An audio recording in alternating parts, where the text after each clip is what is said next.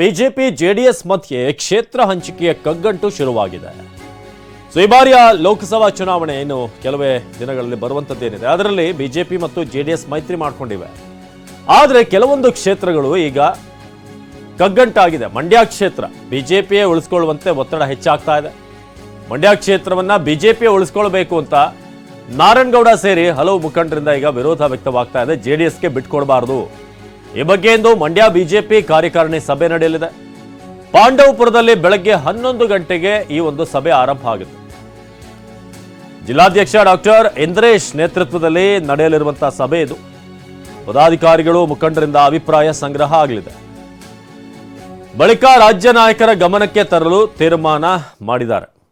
ಇದೀಗ ಮಂಡ್ಯ ಕ್ಷೇತ್ರವನ್ನ ಜೆಡಿಎಸ್ ಪಡೆದುಕೊಳ್ಳುತ್ತೆ ಅನ್ನೋ ರೀತಿಯಾಗಿ ಪುಕಾರು ಜೋರಾಗಿದೆ. ಈ ಬಗ್ಗೆ ಸುದ್ದಿ ಇದೆ ಈಗ.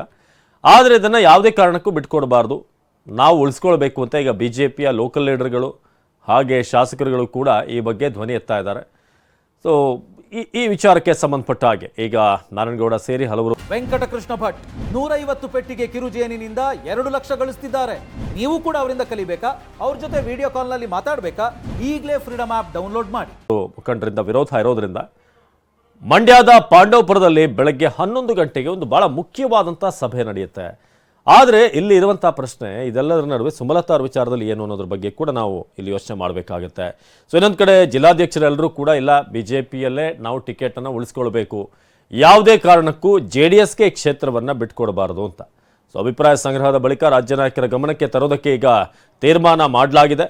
ಮಂಡ್ಯ ಟಿಕೆಟ್ ಬಗ್ಗೆ ಇಂದು ಮಂಡ್ಯ ಬಿಜೆಪಿಯ ಕಾರ್ಯಕಾರಿಣಿ ಸಭೆ ಬಹಳ ಮುಖ್ಯ ಆಗುತ್ತೆ. ನಮ್ಮ ಮಂಡ್ಯದ ಪ್ರತಿನಿಧಿ ಪ್ರಶಾಂತ್ ಈ ಬಗ್ಗೆ ಹೆಚ್ಚಿನ ಮಾಹಿತಿಯನ್ನ ನೀಡ್ತಾರೆ ದೂರವಾಣಿ ಸಂಪರ್ಕದಲ್ಲಿ. ಪ್ರಶಾಂತ್, ಈಗ ಮಂಡ್ಯದ ಲೋಕಸಭಾ ಟಿಕೆಟ್ ಒಂದ್ ಕಡೆ JDS, ಇನ್ನೊಂದು ಕಡೆ ಬಿಜೆಪಿಯ ನಾಯಕರು, ನಡುವೆ ಸುಮಲತಾ ಅವರು ಕೂಡ, ಯಾರಿಗೆ ಟಿಕೆಟ್ ಅನ್ನೋ ಬಗ್ಗೆ ಕೂಡ ಪ್ರಶ್ನೆ ಇದೆ ಈಗ. ಅಂದ್ರೆ ಏನಾಗ್ಬೋದು ಅಂತ. ಸೊ ಬಿಜೆಪಿ ಕ್ಯಾಂಪ್ನಲ್ಲಿ ಏನ್ ನಡೀತಿದೆ ಚರ್ಚೆ ಅಂತ, ಟಿಕೆಟ್ ಬಿಟ್ಕೊಡ್ಬಾರ್ದು ಅಂತನ? ಅವಿನಾಶ್, ನಿಜಕ್ಕೂ ಕೂಡ ಮಂಡ್ಯ ಲೋಕಸಭಾ ಚುನಾವಣಾ ಕಾವು ದಿನದಿಂದ ದಿನಕ್ಕೆ ರಂಗೇರ್ತಾ ಇದೆ. ಒಂದ್ ಕಡೆ ಮುಂಬರುವ ಲೋಕಸಭಾ ಚುನಾವಣೆಯನ್ನ ಗಮನಕ್ಕಿಟ್ಕೊಂಡು ಈಗಾಗಲೇ ಬಿಜೆಪಿ ಹಾಗೂ JDS ಮೈತ್ರಿ ಆಗಿರುವಂತದ್ದು. ಬಹುತೇಕ ಮಂಡ್ಯ ಕ್ಷೇತ್ರವನ್ನ JDSಗೆ ಬಿಟ್ಕೊಡುವ ನಿಟ್ಟಿನಲ್ಲಿ ಮಾತುಕತೆ ಕೂಡ ಆಗಿದೆ.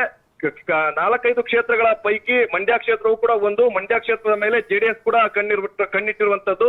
ಮಂಡ್ಯದಲ್ಲಿ ಸಾಕಷ್ಟು ಭದ್ರನೆಲೆ JDS ಇದೆ. ಹೀಗಾಗಿ ನಮಗೆ ಈ ಬಾರಿ ಮೈತ್ರಿ ಆಗಿದ್ದಾದ್ರೆ ಮಂಡ್ಯ ಕ್ಷೇತ್ರ ಬಿಟ್ಕೊಡ್ಬೇಕು ಅಂತ. ಮತ್ತೊಂದ್ ಕಡೆ ಬಿಜೆಪಿ ನಾಯಕರು ಯಾವುದೇ ಕಾರಣಕ್ಕೂ JDS ಬೇಡ, ಬಿಜೆಪಿ ಅಭ್ಯರ್ಥಿಗೆ ಬಿಜೆಪಿ ಟಿಕೆಟ್ ಅನ್ನ ಕೊಡಬೇಕು, ಮೈತ್ರಿ ಟಿಕೆಟ್ ಅನ್ನ ಕೊಡಬೇಕು ಅನ್ನೋ ನಿಟ್ಟಿನಲ್ಲೂ ಕೂಡ ಇವತ್ತು ಒಂದು ಮಹತ್ವದ ಸಭೆಯನ್ನು ಕೂಡ ಮಂಡ್ಯ ಜಿಲ್ಲೆಯ ಪಾಂಡುಪುರದಲ್ಲಿ ಮಾಡ್ತಾ ಇದ್ದಾರೆ. ಹಿಂದೆ 2-3 ದಿನಗಳ ಹಿಂದೆ ಕೂಡ ಒಂದು ಕಾರ್ಯಕರ್ತರ ಸಭೆಯನ್ನ ಆಗಿತ್ತು. ಅಲ್ಲೂ ಕೂಡ ಹಿಂದೆ ಬೈ ಎಲೆಕ್ಷನ್ ಕೂಡ ಅಭ್ಯರ್ಥಿ ಸ್ಪರ್ಧಿಸಿದ್ರು, ಅತಿ ಹೆಚ್ಚು ಮತಗಳನ್ನ ಗಳಿಸಿದ್ರು. ಈಗಾಗಲೇ ಬಿಜೆಪಿ ಸಾಕಷ್ಟು ಭದ್ರ ಆಗ್ತಾ ಇದೆ ಮಂಡ್ಯ ಜಿಲ್ಲೆಯಲ್ಲಿ. ಹೀಗಾಗಿ ಮೈತ್ರಿ ಆದಿತ್ಯ ಆದ್ರೆ ಬಿಜೆಪಿಗೆ ಟಿಕೆಟ್ ಕೊಡಬೇಕು ಅನ್ನೋಂಥದ್ದು ಕೂಡ ಸಾಕಷ್ಟು ಒತ್ತಡಗಳು ಕೇಳಿ ಬರ್ತಾ ಇದೆ.